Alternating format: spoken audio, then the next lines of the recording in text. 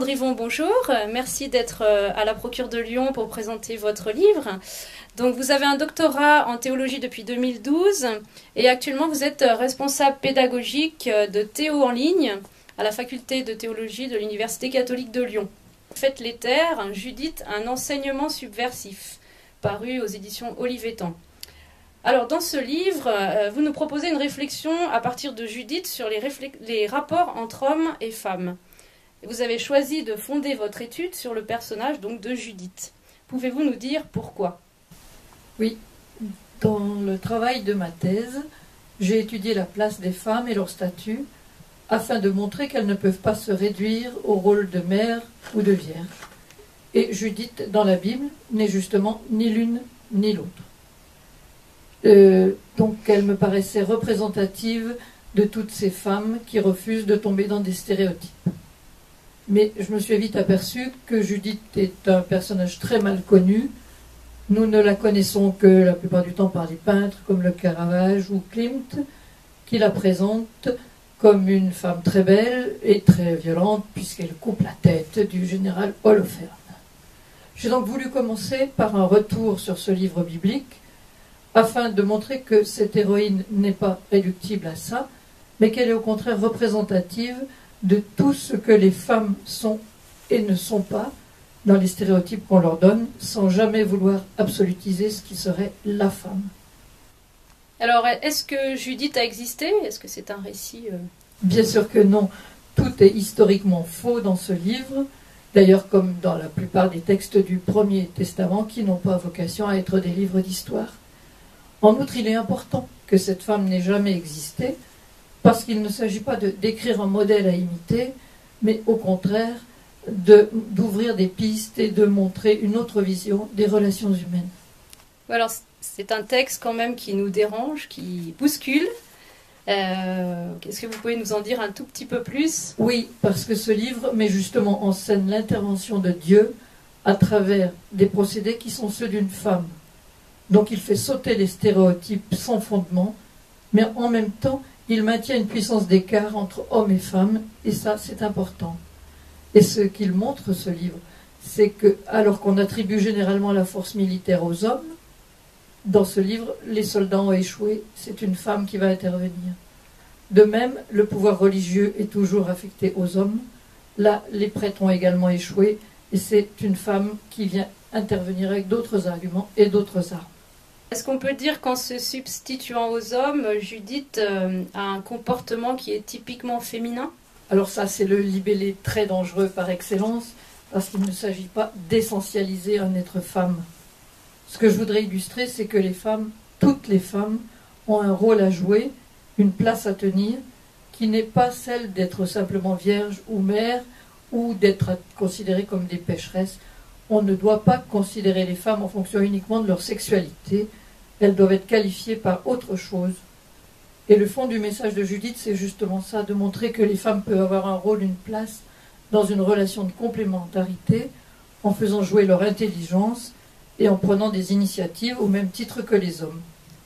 En montrant ainsi la différence de comportement entre les hommes et les femmes, est-ce encore une égalité que vous revendiquez entre eux? C'est évidemment une égalité, mais pas seulement une égalité, c'est-à-dire pas une égalité au sens de même dignité qui serait suffisante. Il s'agit d'aller au-delà de cette égalité, sans toutefois tomber dans une similitude indifférenciée qui revendiquerait un sexe performatif tellement à la mode. Non, je plaide pour une égalité, mais dans la parité, qui assumerait totalement cette différence entre hommes et femmes. Alors vous évoquez dans votre livre plusieurs femmes dans la Bible qui illustrent le mot secours, terme auquel vous consacrez de nombreuses pages. Alors est-ce pour compenser la tendance qui a toujours mis les hommes au centre de l'histoire? C'est vrai que nous voyons les hommes à tous les postes de pouvoir, d'enseignement, et les femmes n'ont plus que 3 places dans la Bible, celle d'Ève qui consiste à être celle par qui, soi-disant, le péché est entré dans le monde, la Vierge Marie, Mère de Dieu, ou bien Marie de Magdala, transformée par Grégoire le Grand en Marie-Madeleine, la pécheresse. Les femmes doivent pouvoir se représenter autrement que par ces 3 modèles. Et d'ailleurs, des tas de théologiens, depuis quelque temps, travaillent à mettre en valeur ces femmes. Je pense notamment à André Vénin, à Philippe Abadi, à Elisabeth Parmentier ou Elisabeth Schussler-Fiorenza. Il est temps de montrer que les femmes ont d'autres rôles à jouer. En effet, pendant que les hommes étaient invités à imiter Jésus, les femmes étaient cantonnées dans des modèles autres. Or, c'est une double injustice. D'abord parce que tout être humain est appelé à imiter le Christ et pas seulement les hommes. Ensuite, parce que les femmes peuvent revendiquer des modèles moins inaccessibles ou déformés que ceux qu'on leur a offerts. Alors pourtant, dans votre façon de montrer ces femmes dans la Bible, et bien sûr Judith, on dirait parfois que vous voulez signifier une sorte de supériorité. Oui, c'est la grande peur brandie par les hommes qui redoutent d'avoir à partager leur pouvoir. Pourquoi est-ce que le refus de maintenir la subordination des femmes passerait par l'écrasement des hommes? Pas du tout. Il s'agit de mettre en place une parité parce que la parole doit être partagée comme les responsabilités par les deux représentants de l'humanité que sont les hommes et les femmes, sans que ni l'un ni l'autre soit supérieur, mais dans une dualité qui restitue le sens de l'alliance de Dieu avec sa créature. Alors c'est pour cela que vous rapprochez cette complémentarité des tendances spécifiques mises en évidence, par exemple en psychologie, du développement dans le cadre des sciences humaines? Bien sûr.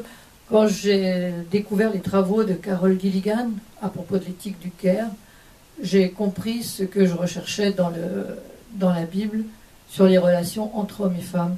Il s'agit de complémentarité dans une différence et de montrer que les deux ont à travailler ensemble pour représenter la vraie humanité, que ce soit en Église ou dans la société. Donc vous invitez en fait toutes les femmes à découvrir quel est le projet de Dieu sur elles et comment le réaliser en tant que femmes et dans leur féminin. Tout à fait. Parce qu'il y a aussi une manière féminine de dire l'être au monde. Il y a une manière féminine de dire la parole de Dieu, puisqu'elle est représentée dans la Bible, et que les deux messages doivent s'entendre ensemble, la parole étant également partagée entre les hommes et les femmes. Et que c'est une richesse. Bien sûr. Merci Sylvaine Landrivon. Merci à vous.